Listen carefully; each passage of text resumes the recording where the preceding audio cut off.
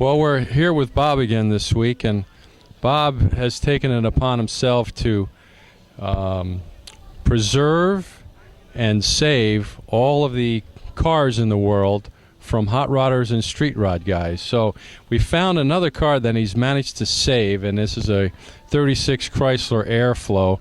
Quite a remarkable car in its day, and we want to find out a little more from Bob about how he came about this car. Well, I've had the car about 20-some years, and when I got it, it was not together, and but it was a body-off restoration. And so my son went with me at the time, and it was out in Temecula, and the guy that had it just got tired of looking for parts for an Airflow, and they are hard to find. And, of course, now they're harder to find than they were when I had this one originally.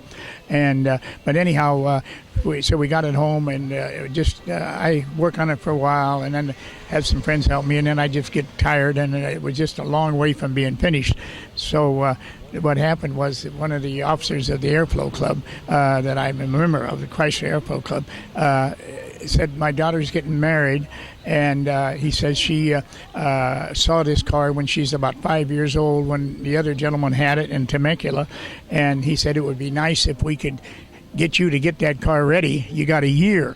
And I said, wow. And so anyhow, we had it done just about 3 weeks before the wedding. And I'd call him up. I said, is there any change? Are you sure she's going to marry him? And he'd say, yeah, it's a deal. So I said, okay. So we arrived there in the valley out there where they live. And anyhow, we had about 6 Airflows there, members that were there in the party, and turned out to be beautiful, really. Yeah.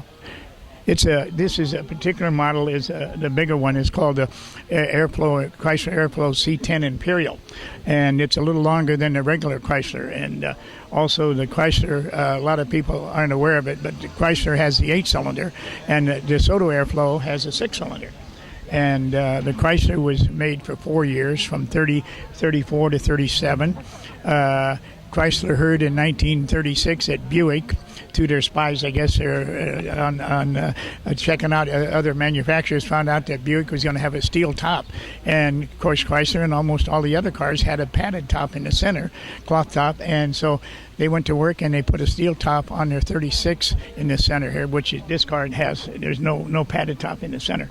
And also they had hydraulic brakes and things that, in fact, they had them back in the 30s. So that's about it. But it's a nice road car. Yeah, and the Airflow was quite a unique car. It had a lot of features that were really ahead of its time.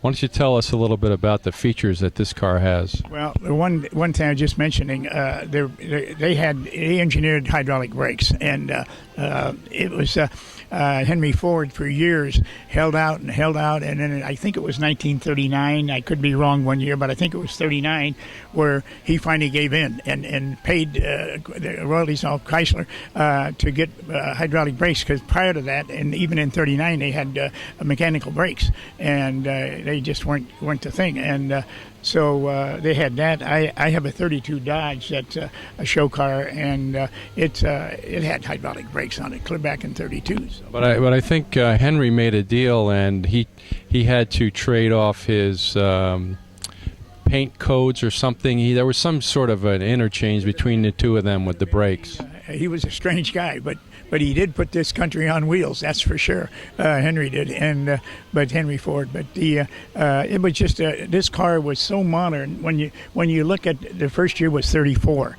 and they didn't have a back. They didn't have a trunk, but you go through the back seat to get into the 34 and 5.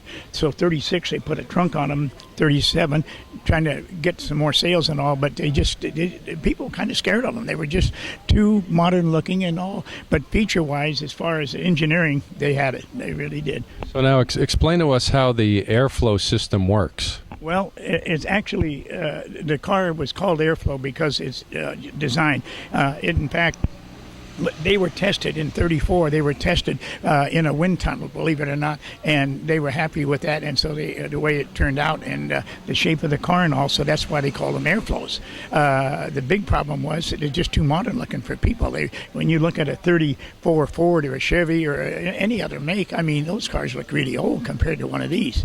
So that was part of it. There's some other things that, like for example, on the Chrysler, which is the 8-cylinder in the Airflow, they advertised them that they would run 100 miles an hour, and the Buick Century over here, same way. Both those cars are both big engines, and they would do 100 miles an hour. But I think now, doesn't the windshield open up on this car too? Yeah, either one, both sides, which it's kind of funny because on a warm day it's the hot air coming in, but no air conditioning, of course. But it's a nice road car, a little hard on gas, but then gas was cheap in those days. I think probably 18 cents a gallon, maybe less. I don't know. Well, another survivor car brought here by Bob. Want to thank Bob again, and we can't wait to see the rest of his cars. He's got just a pot full of surprises for us. Thanks, Bob. Thank you very much.